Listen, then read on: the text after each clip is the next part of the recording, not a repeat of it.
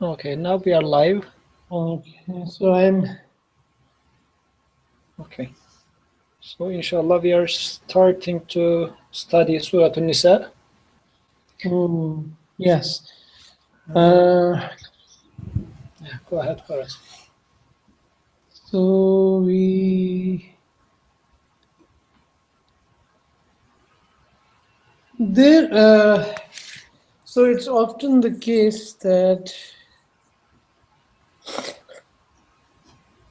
uh, I'm thinking one is reading a verse, but then also one is reading before and after the verse. You get a general, sense of just a general sense, but then you come back to it. So this is what happened with this one. I've read Surah Nisa, start tick, tick, tick, tick, tick, you go, keep going, and you read lots of verses and don't stop. So I'm thinking that to come back, and then I was thinking about it, uh, come back to it, and instead of going very fast and especially with things that I feel like sometimes there is almost consensus, like people say, okay, this chapter or this verses as a group is about X or something, and sometimes I feel that is one interpretation of those. When people say that they are interpreting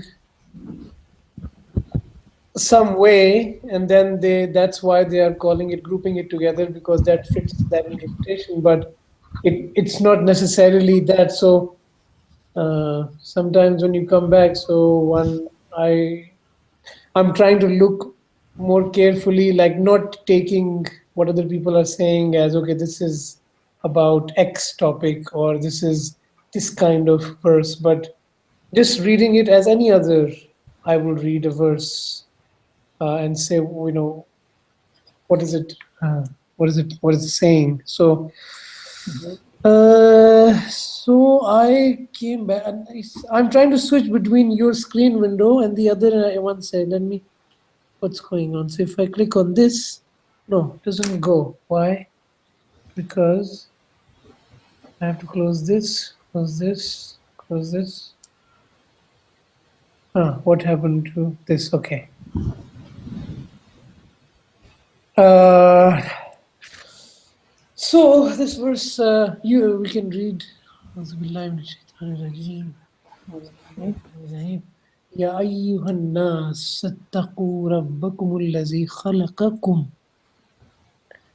من نفس واحدة وخلق منها زوجها وبث منهما رجالا كثيرا ونساء واتقوا الله الذي تساءلون به والأرحام إن الله كان عليكم رقيبا. So, as it says, O mankind,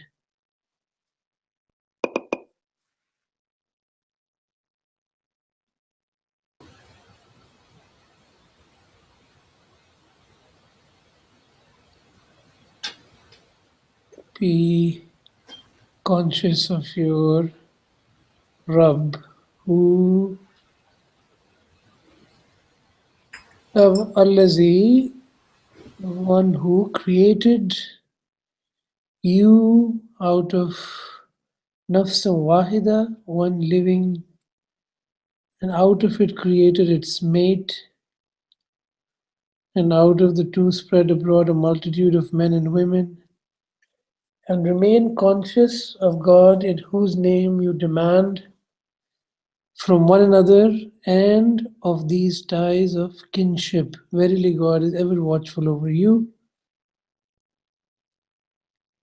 And I'm going to read the second verse as well.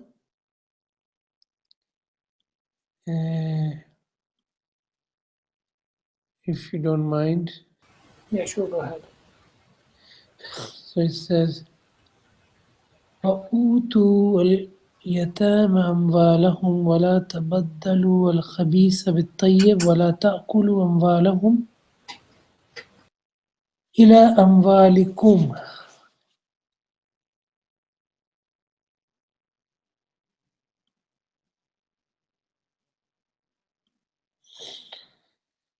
This verily is a great crime.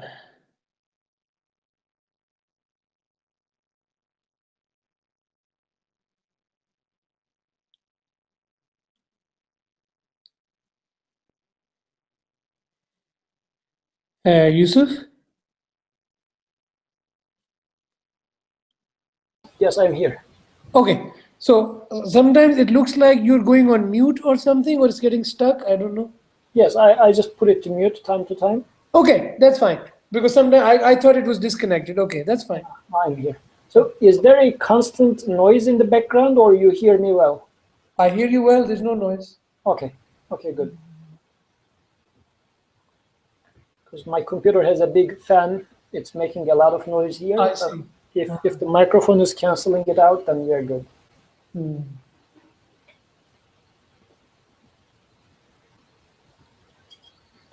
Ah, hmm.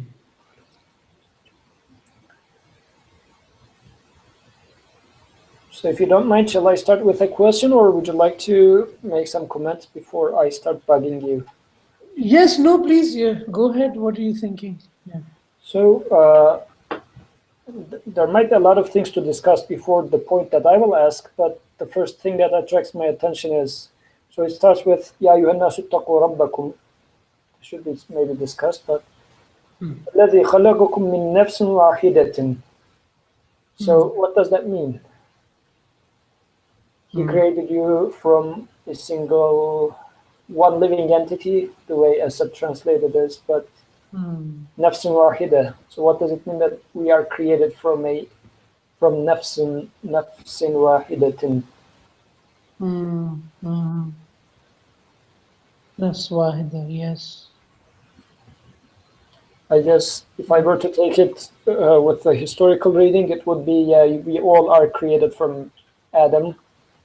But is this how am I mean, of course, this might be one way to understand it, but how do you understand this? خَلَقَكُم مِّن نَفْسٍ وَاحِدَةٍ.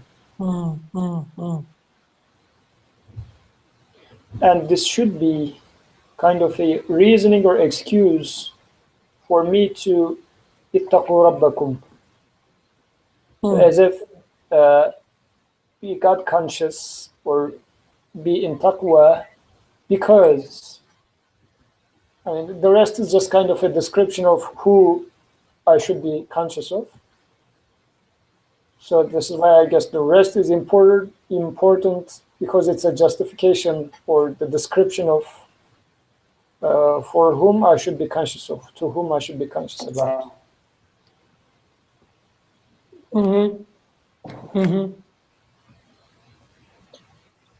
So you sorry, just to it was cut. So you're saying it is Rabbakum Na'attaqu Rabbakum is the main thing you're saying? So this is the heart of the verse, but then comes some description of Rabb, and this also becomes the reasoning for me in order to ittaqa. So why shall I be conscious of? It gives, I guess, the rest gives answer for the two. It both says to whom I shall be conscious of, but at the same time, the reason for I shall be conscious of him, because he is such and such a being, such and such an entity. Because of this reason, you should be conscious of him, kind of.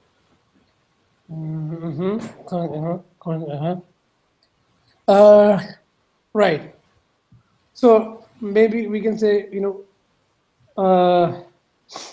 I will also maybe ask the question, what does it mean to be conscious of God? So if I want to know why I should be conscious, I should also know what it means to be conscious of God. So this is exactly that's very good that you notice. I also notice the same thing. That when I read this verse, Ya ayyuhan nas attaqu rabbakum, my response is to say, is it possible that I am not conscious of God right now? Is it the case? And I will say, if I want to listen to this verse, then I want to say, I should take myself now, as far as I want to listen to this verse, if I want to be its addressee, then I say that the one who is being spoken to among the nas, which is me, if I want to be the addressee of this, then I should say, oh, this is one of my problems. This is my situation, that I am maybe, without realizing, or I am not conscious of God. I'm not aware of God. I'm not afraid of God. However I want to say it, there is some problem related to being aware of my Lord. This is the verse is addressing this aspect of me, saying you are not aware of your Lord. And I say, of course, I say, what do you mean by awareness of my Lord, consciousness of my Lord? And so, in an answer, when it carries on, it doesn't carry on the taqwa. It kind of assumes that at-taqu is something that I will know how to do or what it means if I understand what Lord means. If I can understand who the Lord is, then in it is I can understand what it means to be aware of this one. So it wants me to say, so what is awareness or consciousness of my Lord? And it says, and so Rabbakum allazi, and then describes for me this Lord that he says I'm not aware of. And so in this particular verse I found the verse is saying, I'm not aware of all of this Lord who allazi khalaqakum min nafsin wahida wa khalaqa minha zawjaha wa batha minhuma rijalan kathira wa nisaa. Okay. So he's saying that he created from a single one and then created its mate.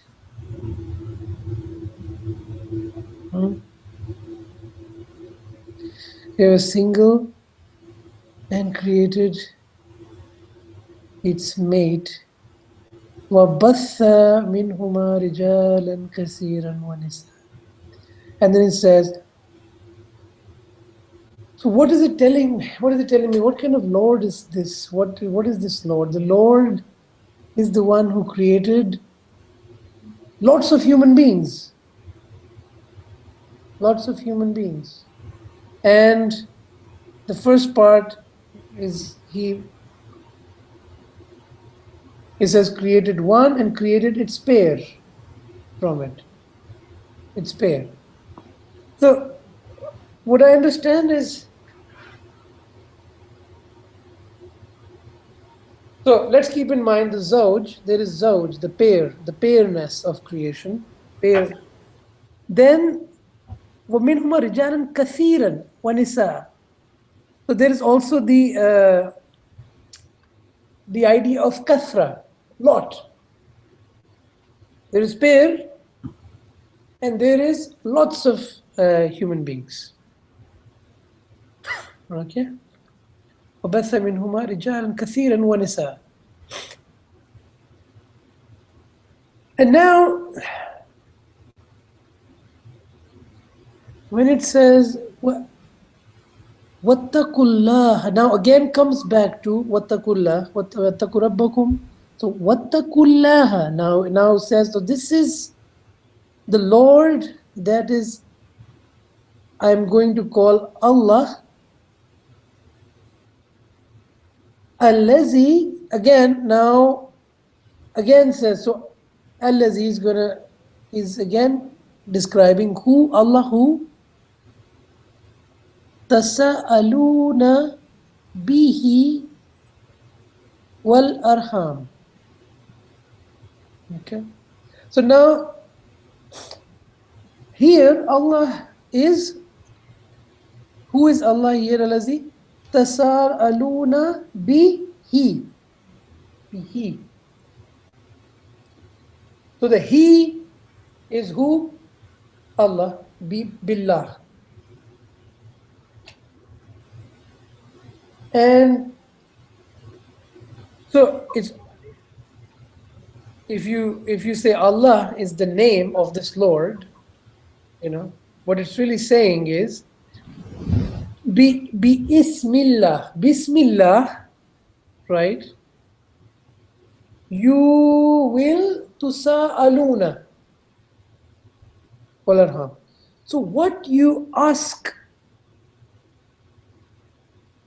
what is asked to me? So we can, there's so many different ways. Like the way I am understanding, for me,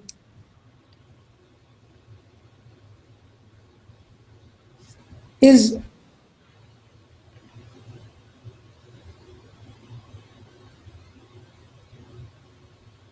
that I can see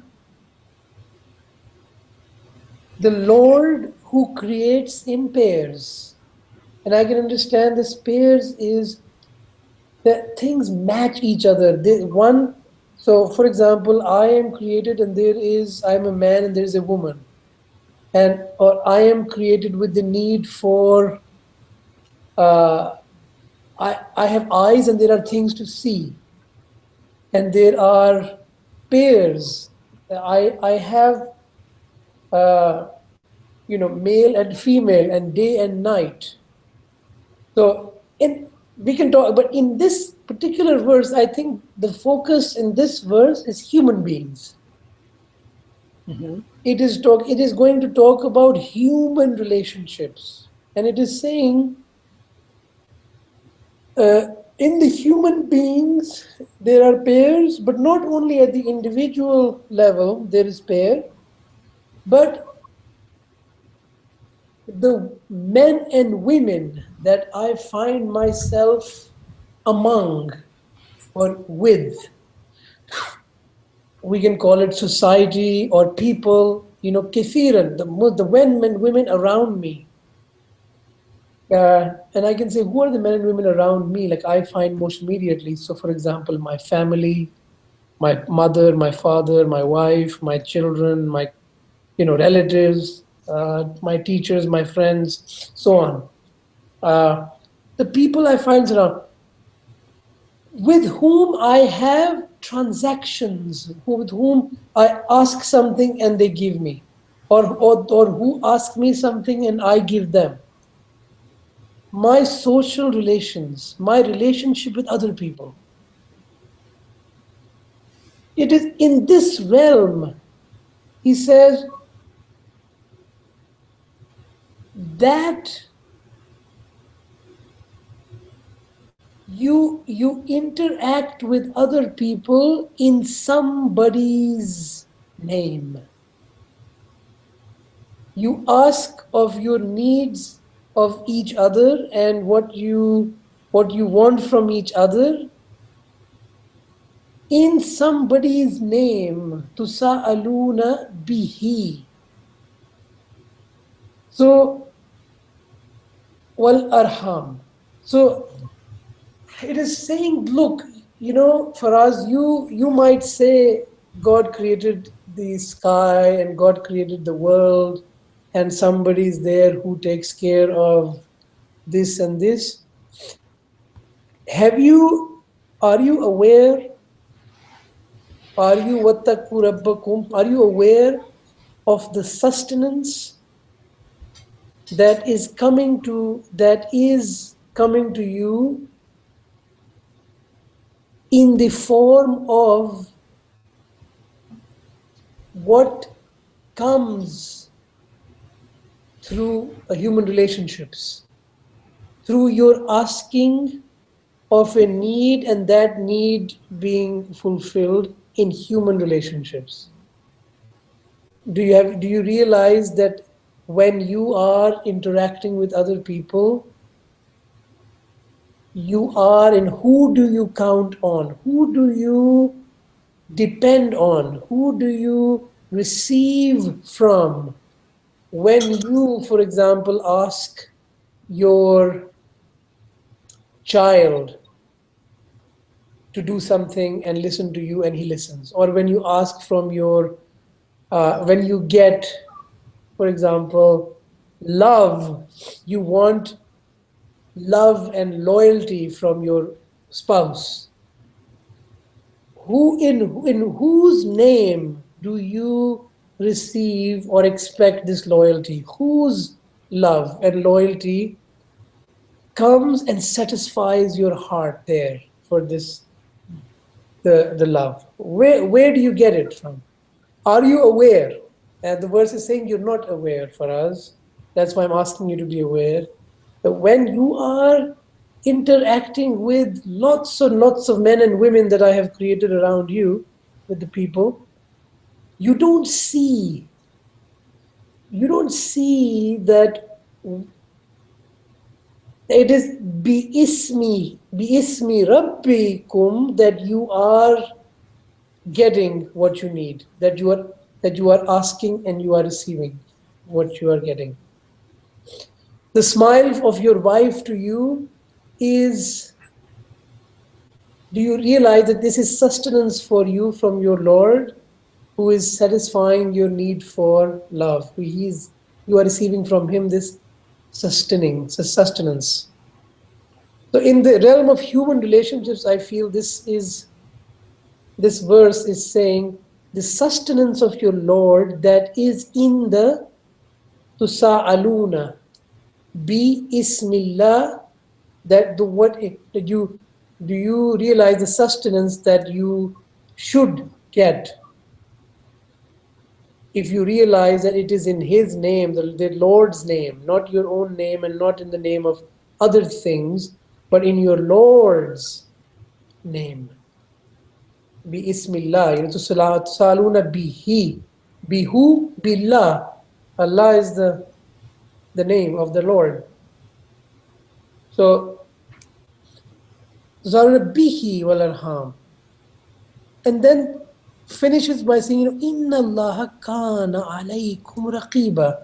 So it says, don't you see, therefore, or try to be aware, become aware that the one who is fulfilling your need for company with other people, fulfilling your need through other people, what comes to you, through your relationships, what they come to you. Don't you see that this one knows your needs? You know, he's so close to you.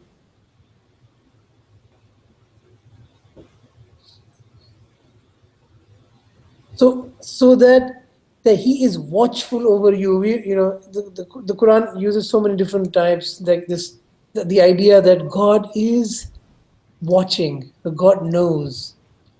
This is sort of the punchline for me. Like, do you feel? Are you aware that you have a Lord who knows exactly what you need? Don't you see how He is providing? Don't you see how He's providing sustenance to you? If you focus on in whose name is everything working, you have, in whose name do you have this relationship with other people, this connection with other people, that they are, when you ask among your relatives or kinship, your wife, your mother, your father, that they are familiar to you, that there is familiarity, they know what you want, they respond to you. who is making this possible? It is not happening randomly. It is not happening in their own name. They cannot respond to your needs on their own. They themselves need to be created. This is your Lord who is actually always so closely in touch with you, providing for you. So not only in the water that he makes, he provides, but in the relations that you experience with other people. Remember that he is the one through whom that sustenance is coming. You expect the other person to be honest to you. Whose honesty do you invoke there? Who are you aware that whose honesty, whose kindness, whose sincerity, whose care and compassion are you experiencing? So this is, to me, like, if I see the Lord there, so being conscious of Lord here is, what does it mean to be conscious? Why should I be conscious? Well, it's saying to me, look, I have not only created the heaven and the earth, but the human being I have created. And I have created from one so that you are able to connect with each other. You are able to relate to each other as human beings. You can understand each other's needs and respond to them. This is made possible because I have made this from one, that you relate to each other, and I've made pair one so that one can address the need of the other. One can match the need of the other. So be aware that when you experience this in this relation with your other people, be aware of that you are being sustained. There is your Lord, right there in that relationship. He's right there, just watching you. He knows exactly, and he's providing for you there. So you can become aware of your Lord, the provider, the sustainer there in that relationship. So it's trying to say to me that, one thing that I think is, I have to be wattaqulla allazi tusa'aluna bihi wal arham, and I can come to understand, I can say that is my Lord not aware? Therefore, he's providing for me these needs. So he's aware. He's so close to me. He is aware of my needs so that he's providing them. And then the next verse. So can we also say that since this one is now looking for relations with the, let's say, social sphere, let's say I am asking from Faraz to, let's say, give me a cup of water. So the Creator says, actually, when you ask for something from Faraz, actually you are asking it from me, which also implies that your desire or need is also being created by me, because the previous verse, the beginning part of the verse is saying that I created you out of one living. It's not only that I created you, like they make the car, give you the key, and the car is out there, you start using it from there on. The company is not modifying the car from there on. It's not like, okay, I created you once, and from there on, you just modify yourself. You get thirsty, whatever. Not like that. But I created you out of one living entity. I keep making you, whichever state you are in, I keep creating you as well. And all your interactions with the rest of the mankind as well. Yes. Yeah. Exactly. So my sustainership spans your right now, whatever you are in, whatever state you are in. I am the sustainer of your state and all your relations. Yes. Yeah. Because otherwise it wouldn't, what would it mean to say tusa'aluna bihi? It's very interesting that he's saying wattaqullah, you have to be aware of the one Tusa'aluna. Tusa'aluna is an action I'm doing, I'm asking. Be he. So that's the main problem. I I ask, be something else. Uh, I ask of it based on something.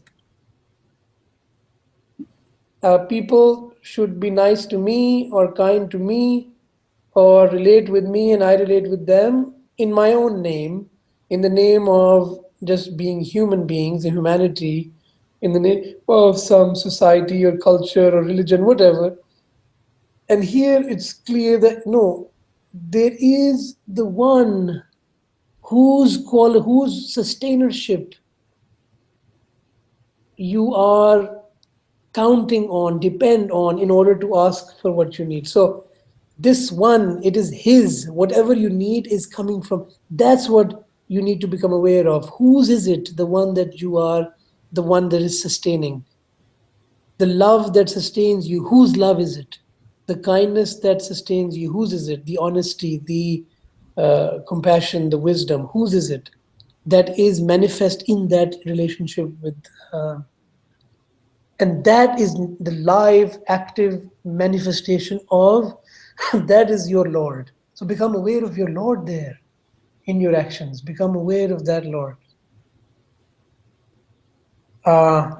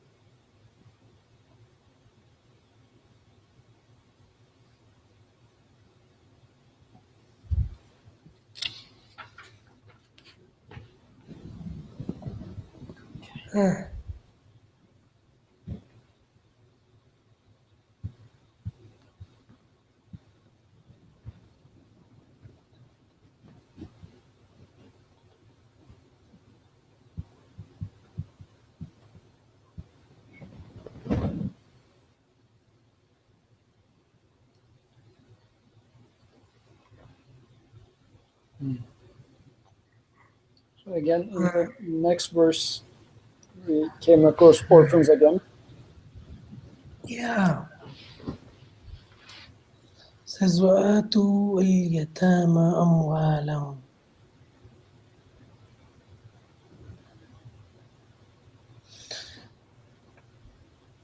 ولا تبدلوا الخبيث بالطيب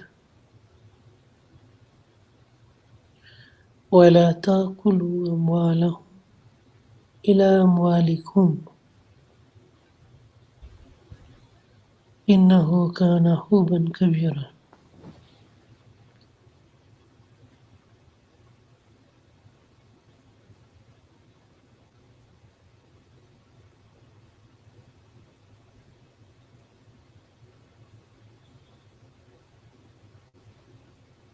Hmm. Hmm.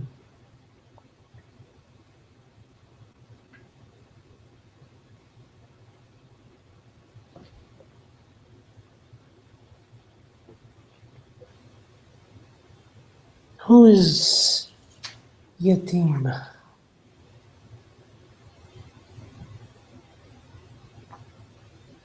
أموال.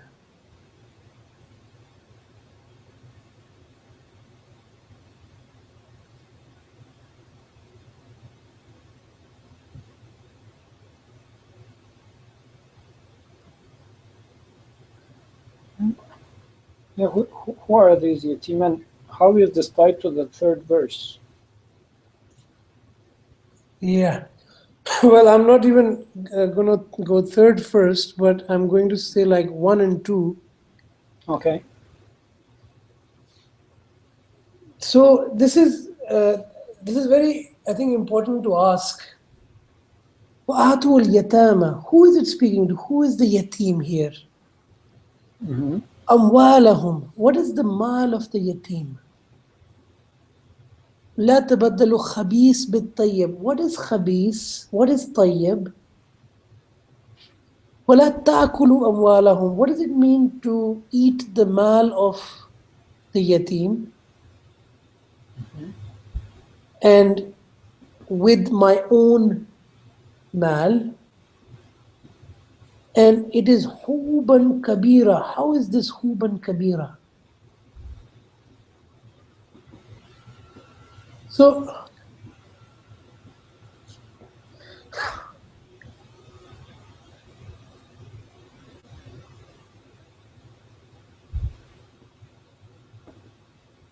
uh,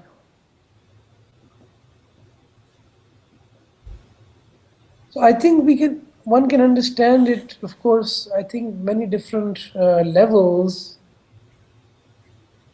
When I ask, why does it say, render unto the orphans their possessions?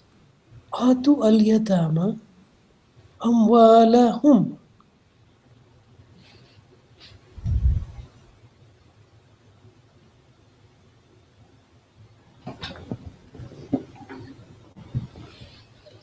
It's a little bit paradoxical, don't you think? Like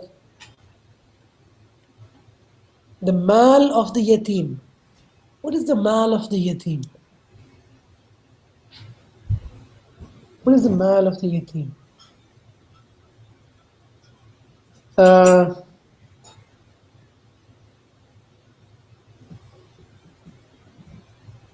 and so this is an important question, I think, to think about.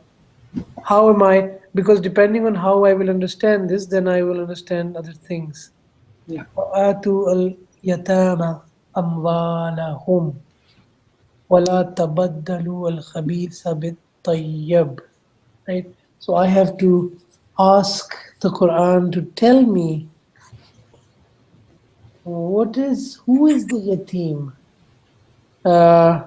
What is the mal of the yatim? What is the mal? And لا تبدلوا الخبيث بالطيب. Don't put bad things in place of good things.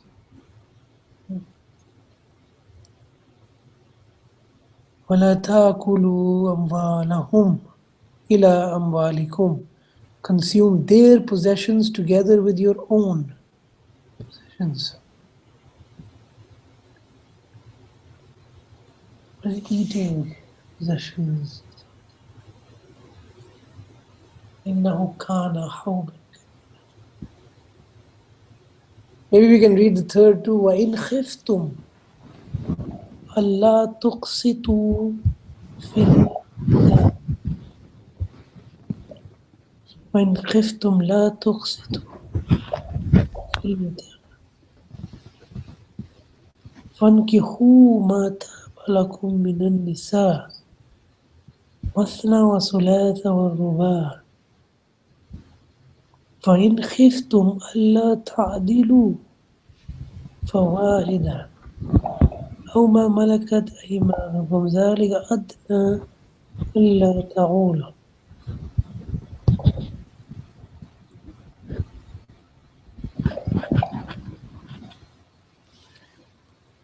It's interesting in the next verse it talks about from yatims now it passes to marriage with women.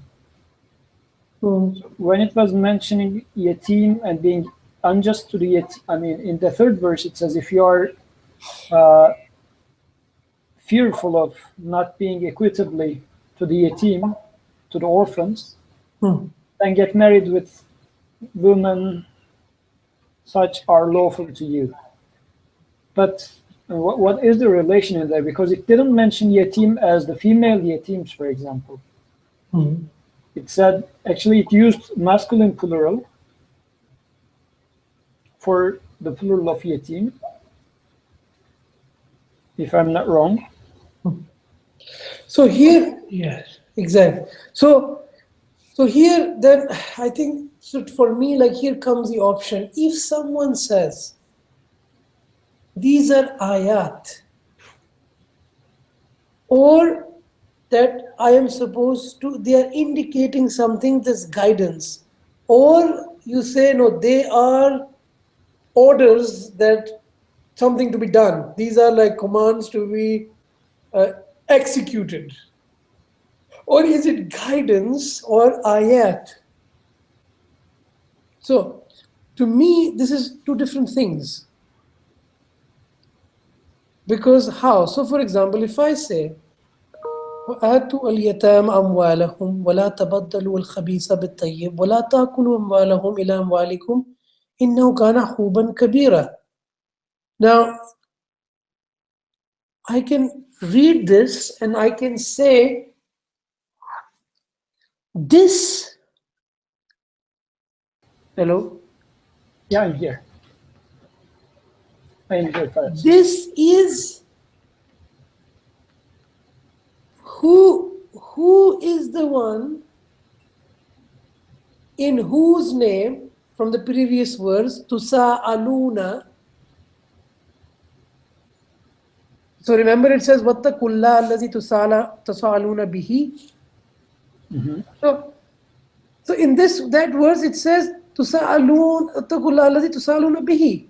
So it hasn't said what Allah means. Tusa'aluna bihi, billah, right? Tusa'aluna billah, he says. Wattakullah tusa'aluna billah. So what is tusa'aluna billah? What should I understand? Who is Allah? So it's now telling me, you want to know Allah is the one in whose name this, now what is in the second verse, is to be done and not to be done. So Allah is the one in whose name this action is good and in whose name this action is not good. Okay, so it's going to, as if you allow me to say, it's going to tell me who is Allah. So Allah is the one with such equality that when somebody acts in his name, this one's name, Allah, I don't know what it is, I'm just a blank for now, in Allah's name, so in Allah's name, what kind of thing is happening that I will say, oh, this is in his name. So through what is happening, I will know who it is, right? So what is going to happen in this Allah's name? Well, Allah's name is such that the needy gets his mal, what he needs. So when it says utu al-yatama amwalahum, this is happening what? This is a tusa'aluna bihi. Okay? So this, the one in whose name the orphan's needs are met is God. The one in whose name utu al-yatama amwalahum, in the one in whose name, the one where you invoke for this action.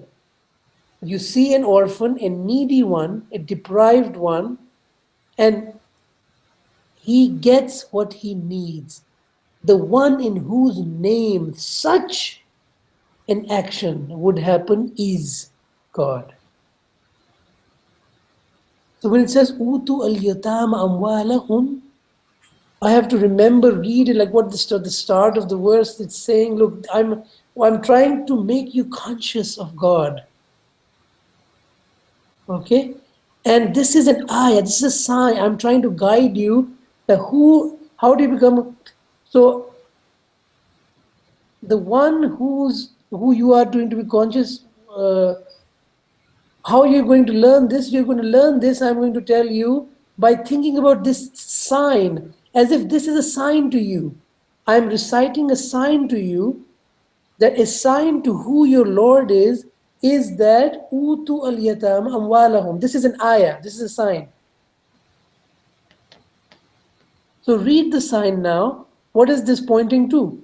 When Utu al yatam amwalahum happens, what does it reveal? What is this a sign for? This is the sign for the one in whose name this action is happening. What is such a one?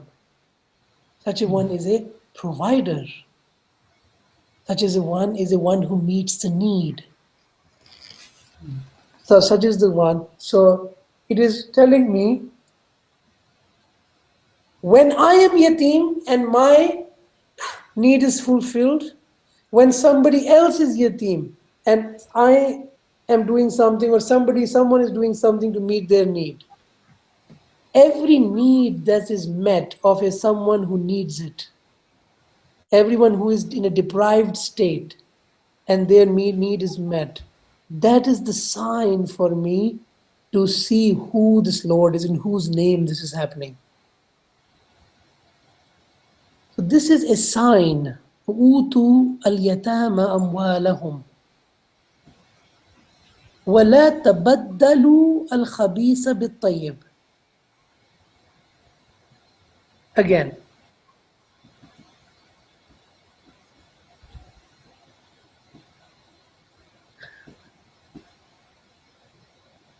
who says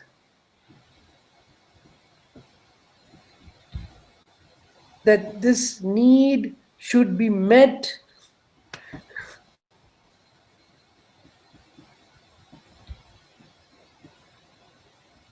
that good shouldn't be, you shouldn't change something good into bad? This is a sign to who the Lord is.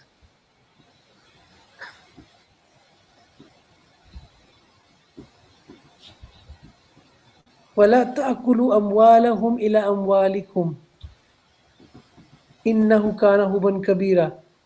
This is the one.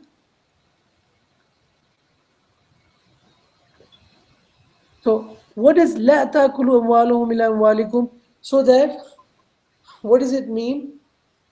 What is this pointing to? It means it's pointing to the one who is just and gives to everyone what they need. This is a sign to the one who gives to everything what they need. They are needy and they are provided that need. And so there is no transgression in what he makes, in one taking over somebody else's, what is given to somebody else.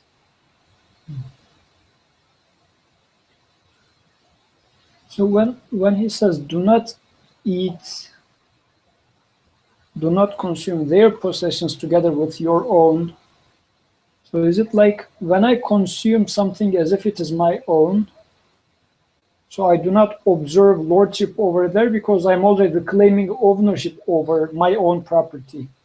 Right. So yatim's property, the property that I observe over a yatim, is a opportunity for me to observe the lordship or the sustainership of my Rabb, or the Rabb of the whole creation. Right. If I keep eating it or consuming their property as if it is my property as well, I am losing the opportunity to be conscious to be conscious about the sustainer. Yeah. Mm-hmm. So in this sense, yatim, or the ones that are deprived, and if we take its wider meaning as we were studying it in Surah Balad, for example, so for any sort of yatim or the things that are needy, among humans, among other things. So if I keep consuming the possessions that are provided to them as if they are mine, meaning that I do not appreciate that they are being given to them from a sustainer, but as if either nobody is providing them or it is as if mine or nobody is so that I can claim ownership over it, then I am losing the opportunity to see or be cognizant of the sustainer. Yeah. And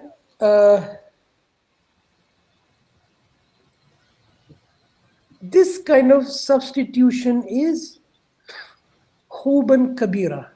This kind of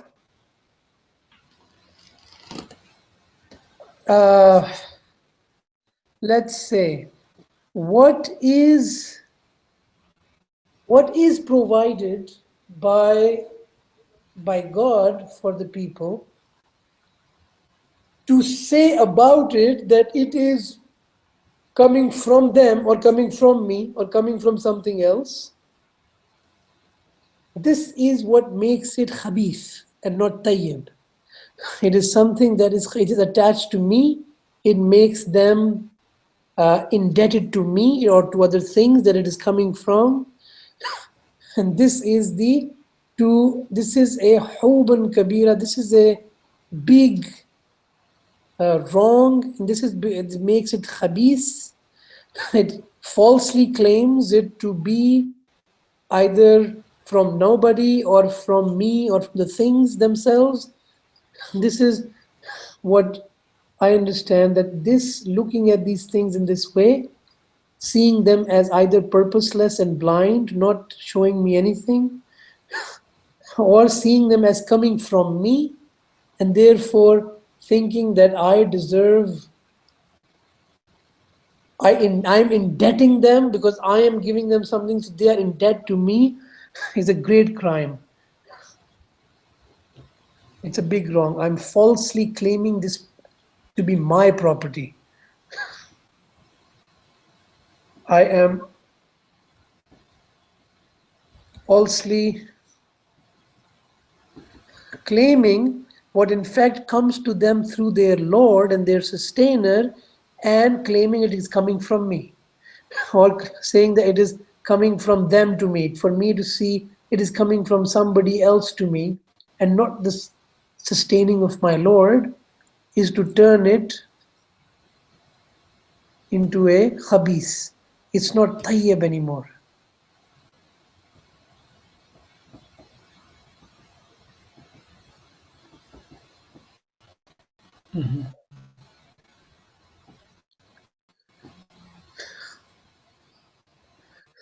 So it's kind of talking about human relationships, in our human relationships again. This verse is an ayah, a sign that when our needs are met and when others' needs are met and when our needs are met, or we meet somebody's need and it is happening through us, we are in that exchange, but we have something that is, how do we not make this, we might consume this mal of the yatim, which is actually not anyone's property but the sustenance, and make it as if it is our, as if it is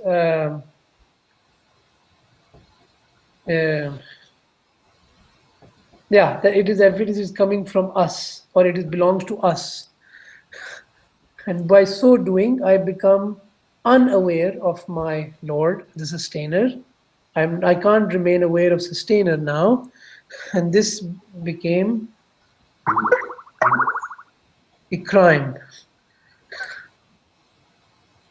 I am now saying this is mine when it is not mine, as if I have falsely stolen this sustenance, what meets their needs, as my own.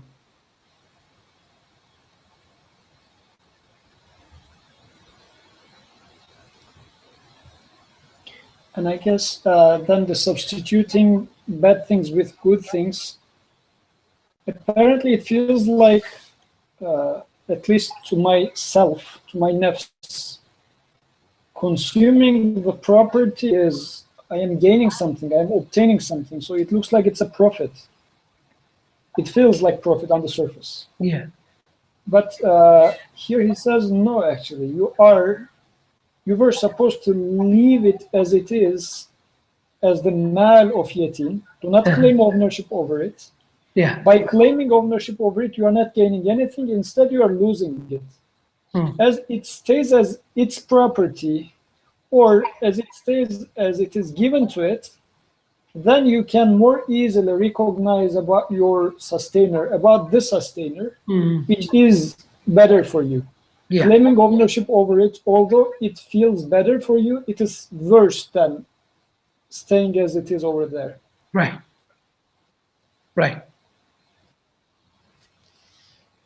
So, right.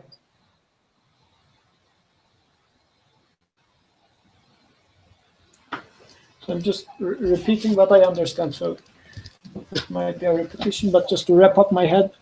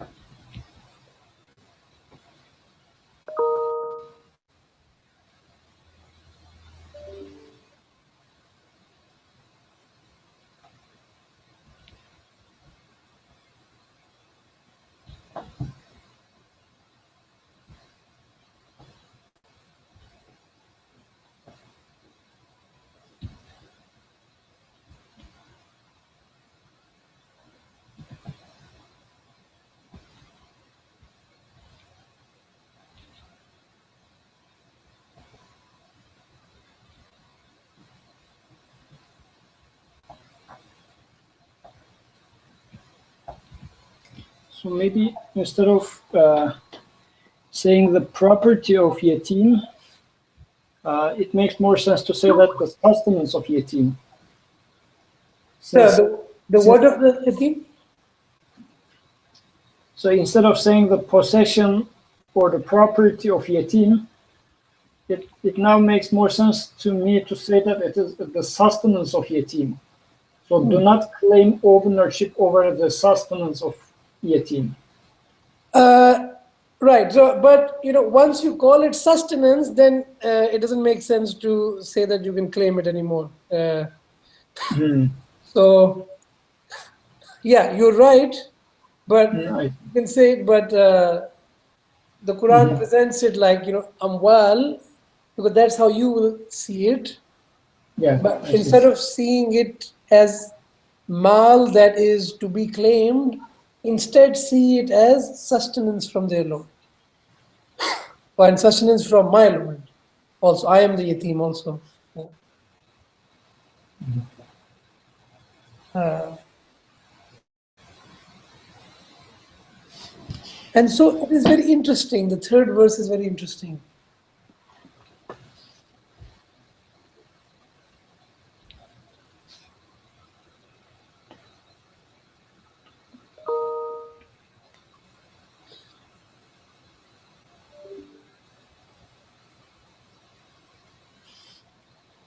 وَإِنْ خِفْتُمْ أَلَّا تُقْسِطُوا فِي الْيَتَامَى.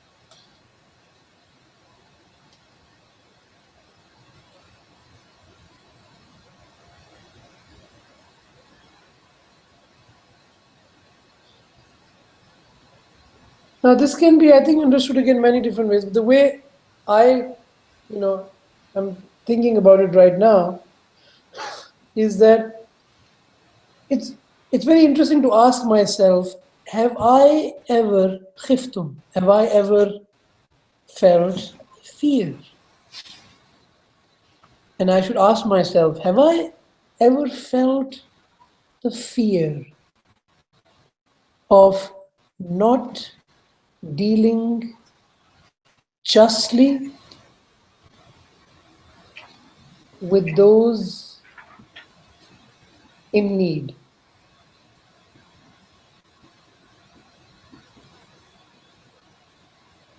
Because the verse says, وَإِنْ خِفْتُمْ أَلَا تُقْسِطُوا فِي الْيَتَامَى.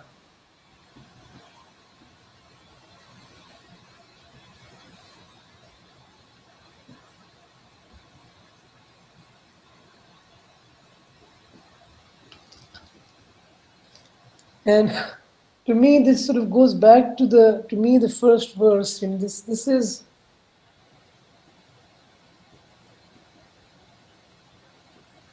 verse is saying to me as a sign, as an ayah, that is showing, look, my Lord is such as the one, is the Lord,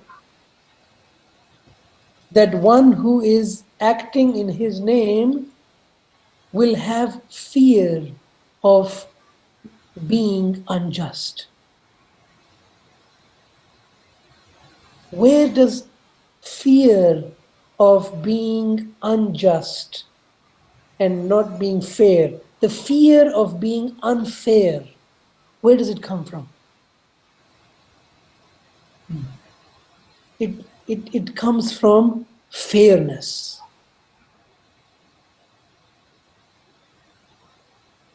If you didn't care about justice, will you feel any bad if you just cheat people of their money, if you don't care about fairness? When will you feel bad about taking someone's money? Why do you feel bad? You feel bad when you take somebody's money because you value or care about justice, because you care about fairness. Yeah? You have a sense of fairness that makes you sad when you see somebody stealing somebody's money, or if you stole somebody's money, it comes from bil adl, bil ihsan, it comes from bi ismi Allah allazi, who is al adil, or who is qist, who is so when it says, it's an ayah, it says wa in khiftum, what? Allah tuqsitu fil yatama. If you might not act equitably, he says, equitable, fairly. This is a sign to what it means when, in my interactions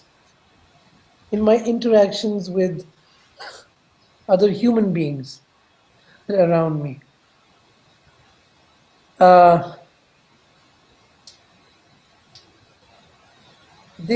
There should be a khawf of being unfair. If I am acting in the name of the Lord, the sustainer, then this Lord is the one. Who is this Lord? This is such a Lord that the one who acts in tusa'aluna bihi, the one who is tusa'aluna bihi falarham, he has khawf of being unfair. You understand? Who is God? God is the one that whoever acts in his name and is fearful of being unjust, that's God. You see what I mean?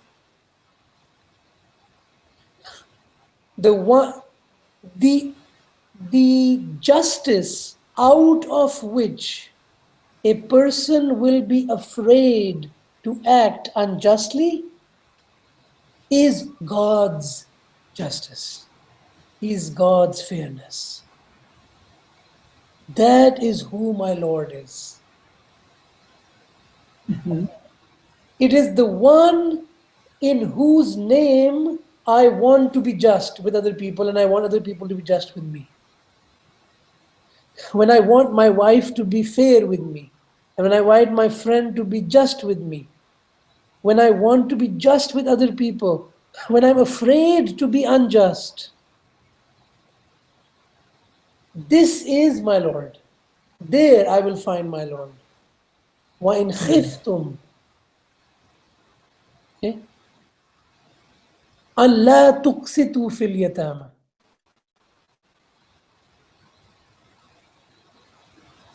It is in the situation where somebody's in my need, and somebody's in need of something, and as if I act, and that which makes me want to act fairly and makes me afraid to act unfairly, that's my Lord.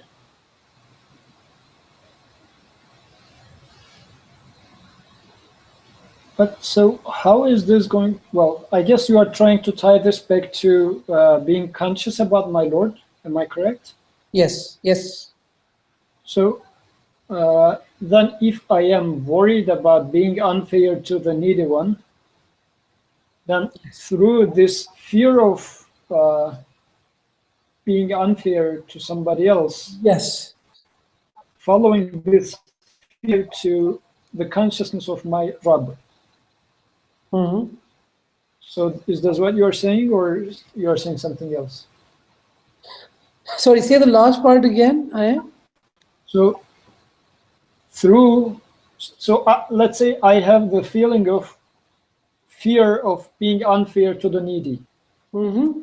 So this verse, as far as I understand what you were saying, this verse is telling me that focus on this fear, and through this fear, you are going to realize God consciousness. Mm-hmm. Yeah, you will realize who your Lord is. He is the one who makes you, who gives you whose fairness gives you the fear of being unfair.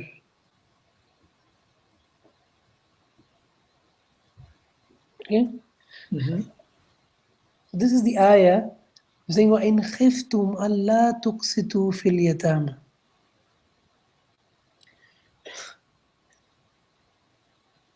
So I have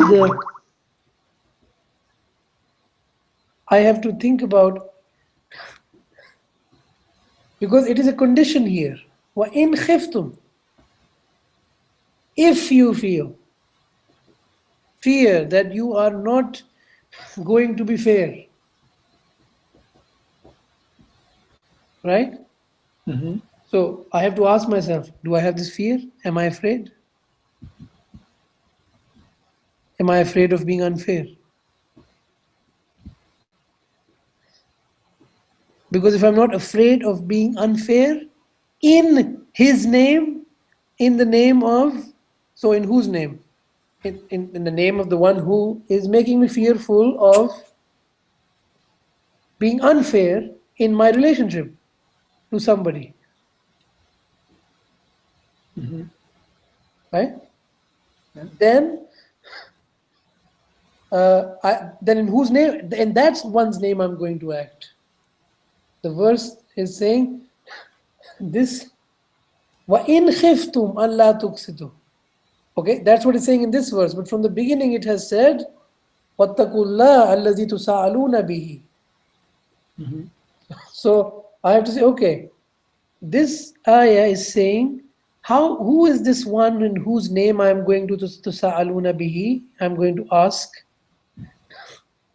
and basically, transact with the people around me. So this one, in his name, I am going to be khiftum Allah tuksidu. And if I am khiftum, if I am afraid of being unfair to the one in need, okay, to the one in need,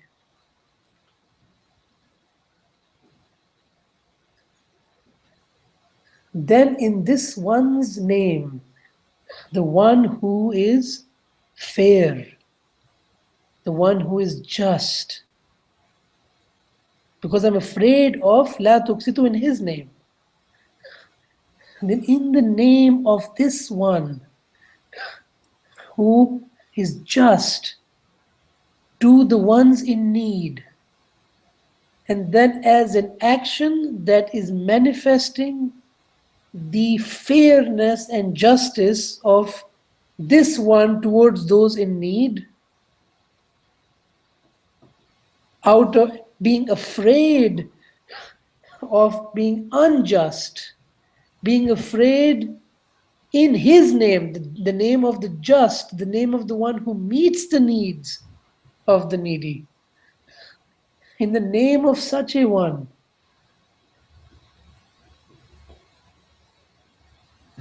if I am afraid in the name of such a one, this is very important.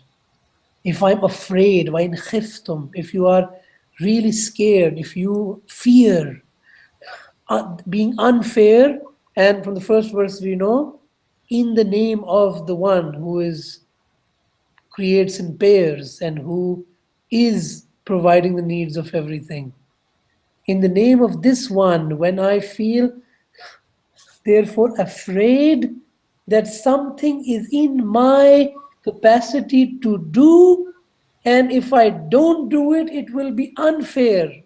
It is in my capacity, ability to manifest the justice of the one who makes me afraid of being unjust. There, and then I'm afraid that if I don't use this ability to manifest justice, and I'm afraid that if I don't do something which I can do, it would be as if blocking the justice, the fairness, and the sustenance of the Lord. in this situation, to me it seems I should do all that I can to bring, to fulfill the need of the needy that is before me.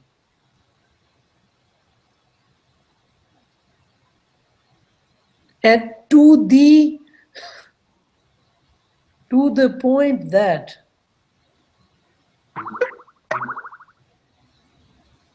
to the extent that if I, now here, people have different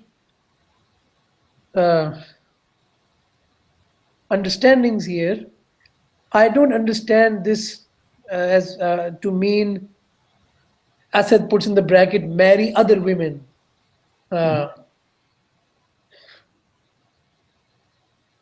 That's not how I understand. That's how Asad understands. What I understand is as if the one that you were, let's say, somebody was depending on you, as if somebody was depending on you for your care, and you were trying to care for their needs to the extent that you have to get married to them to meet that need.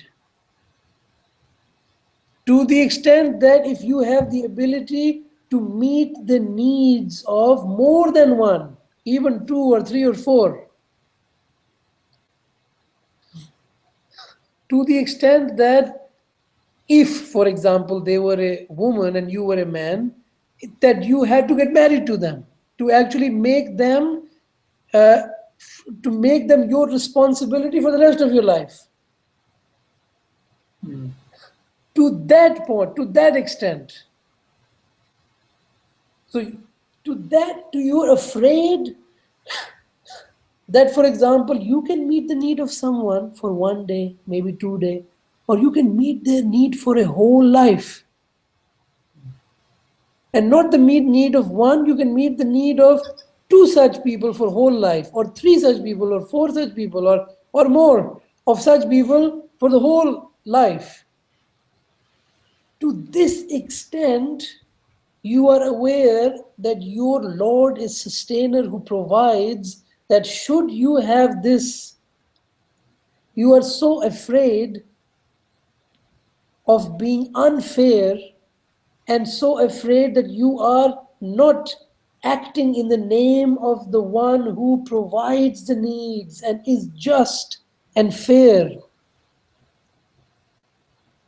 And you are so afraid as to be willing to make 1 or 2 or more such people your responsibility for the rest of your life, if you are able, if you have the ability, if you are in that position that through you their needs can be met. To the extent that as if making them your responsibility for the rest of your life.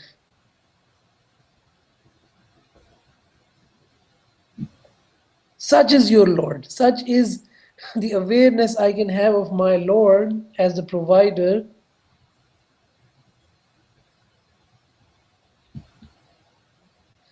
And then comes back. That's why it comes. فَإِنْ خِفْتُمْ أَلَّا تَعْدِلُوا فَوَاحِدًا. The focus is qist and adl, if you notice. You in khiftum la tuksitu, and then comes back. What if you khiftum la ta'dilu, then what? The common point is you have fear in the name of your Lord who is Adil, Al-Adil, who is the just one. That if it is with you the means of providing, you will manifest His Adil and His Qist to the extent that you would make many people your responsibility for the rest of your life, but only with the requirement that Adil is the goal. So not more than those many that you can justly, you can manifest His justice. Because you're not doing in your name, you're not doing for The more I take care of, the better it will be. No, no, no. The point is not how many are taken care of. The point is not how many do you feel you are taken care of. The point is, do you witness the adala? Do you witness that the one who has created this world and you wants to and does take care of the needs of his creatures? That is the point. That's why it doesn't matter how many, the number doesn't matter.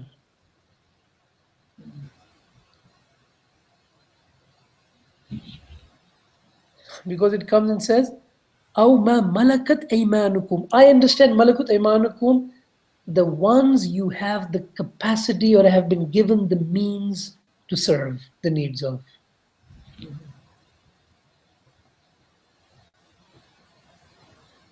I don't think it has anything to do with slaves or war bounty. مَا مَلَكَتْ أَيْمَانُكُمْ. The capacity that God has given you to take care of the needs.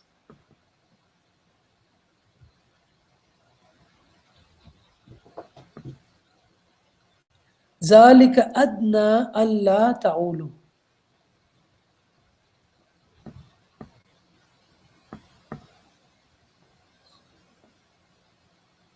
Why? Because the ultimately what you are in your human relationships, when I am dealing with other people, I should deal with them on this premise. If I realize that who my Lord is the one who is giving me the sense of being fair, so that in case I find myself having the ability to help, I find myself having the ability to it's not my help, I cannot help, but having the ability to act from the name of the one who is just and fair. Tusa'aluna bihi. I go back to the first one. Wattakullah tusa'aluna bihi. Right? So I'm asking, if I can ask my Lord that in your name of justice, I am afraid that I am not being fair, that I'm not being fair to the one whose need I can fulfill, then in your name, I'm going to fulfill and see your justice there. That's the goal.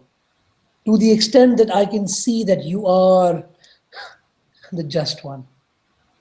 That's why I feel so. People shouldn't take on burden more than they can bear, more than what God has given them, because they are trying to reflect as their capacity the adala of their Lord as they help others. If they try to help more than the adala, when there is no adala manifest in them, in what they do, then they are likely to stray from the verse says, this is so that only ma malakat aymanukum, so that you don't stray from the path. You don't, which means what? Which means you, so that you're able to see the adala of your Lord in this. Right? So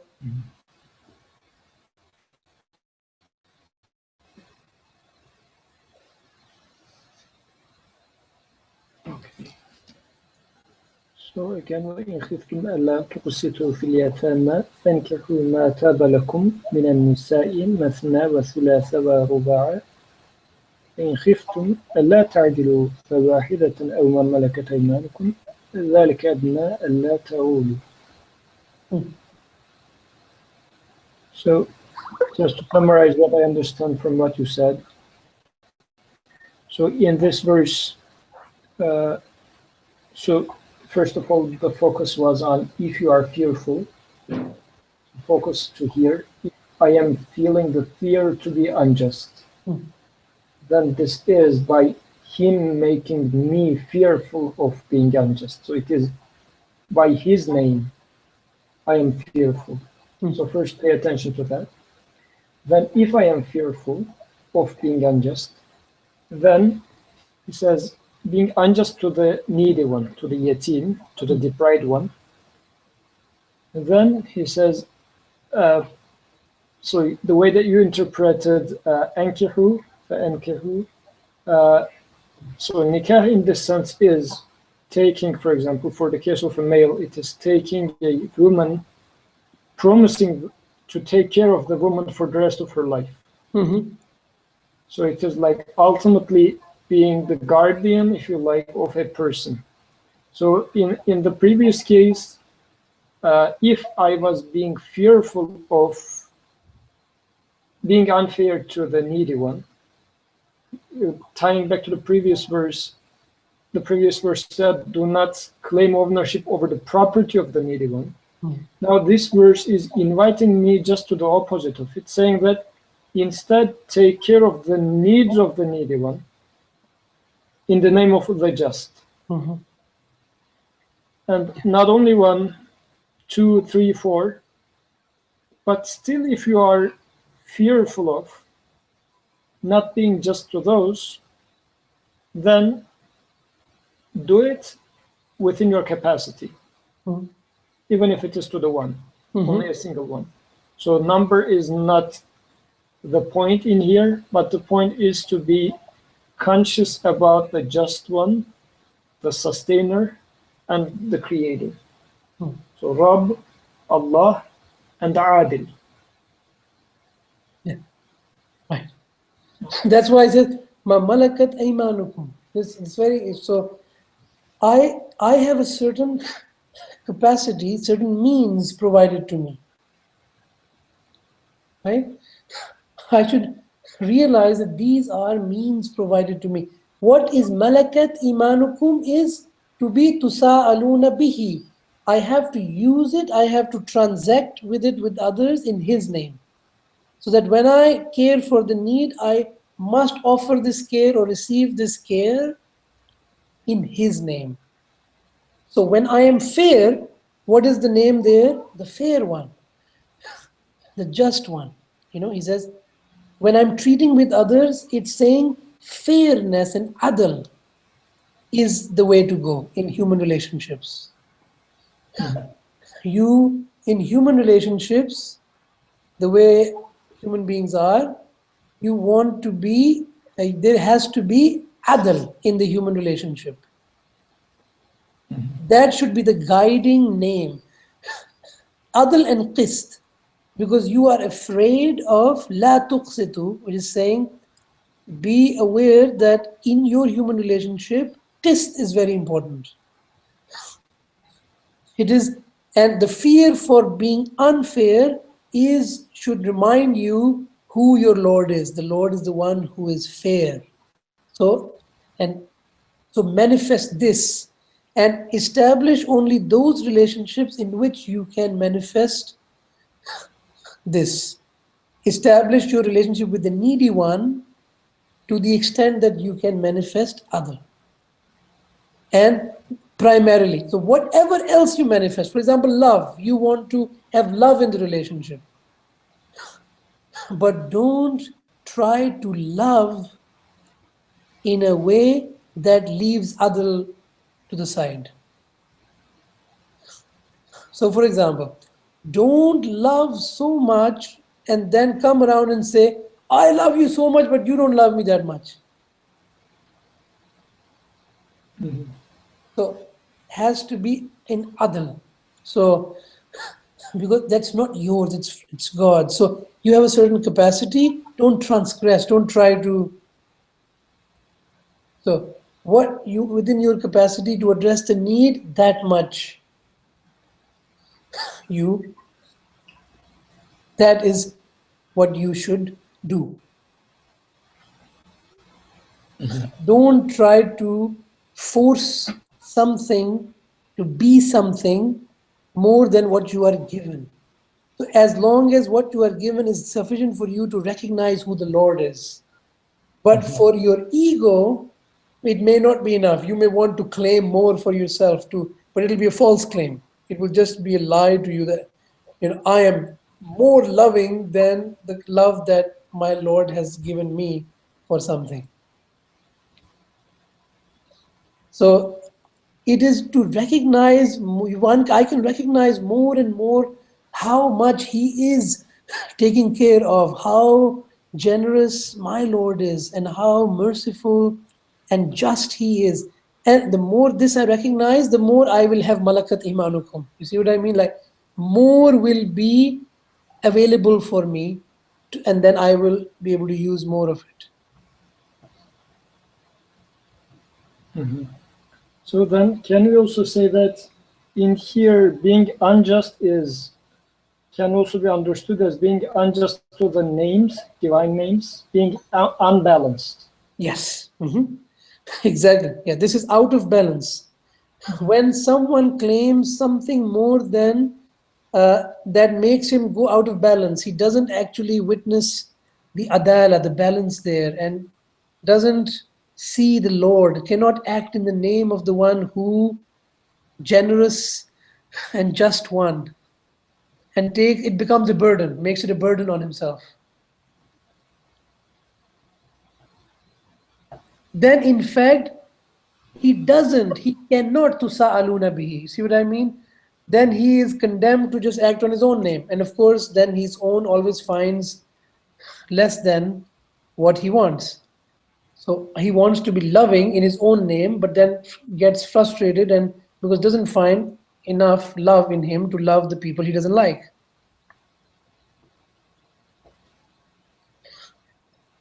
So here the verses are really, to me, like the foundation is the first verse where these are the social relationships that are going to be based on وَاتَّقُوا رَبَّكُمْ الَّذِي خَلَقَكُمْ مِنْ نَفْسٍ وَاحِدَةٍ, and to recognize that all of what a human being has, its capacities, and the society, the multitude of people, the kasra of people, they are all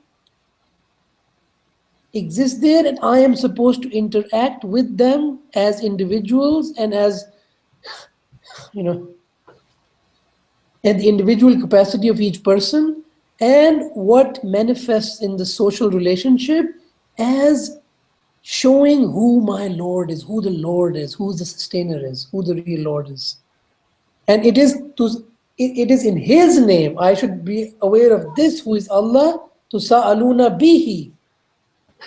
So everything in the verse that is going to be now described as some sort of a relationship with others, I have to keep in mind that it is telling me, look, these are the things in which you don't become aware of your Lord. And I'm going to remind you how to be aware of your Lord in these things. Your social interactions, my social interactions, are lacking awareness, lacking in recognition of the Lord. Who is the Lord there? So this is reminding me of this, I find. Yeah.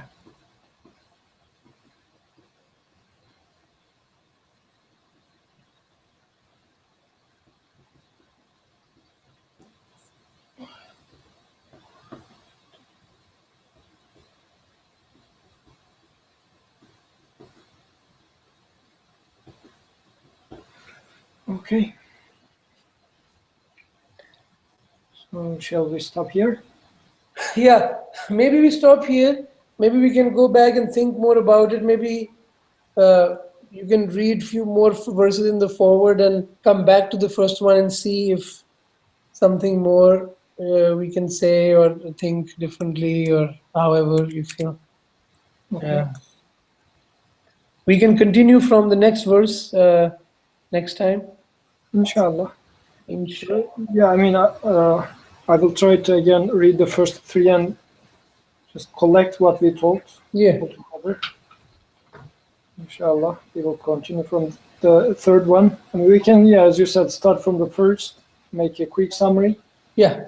and then continue from the fourth word next week, inshallah. Inshallah. Jazakallah khair. Wa iyaakum. Thank you so much, Yusuf.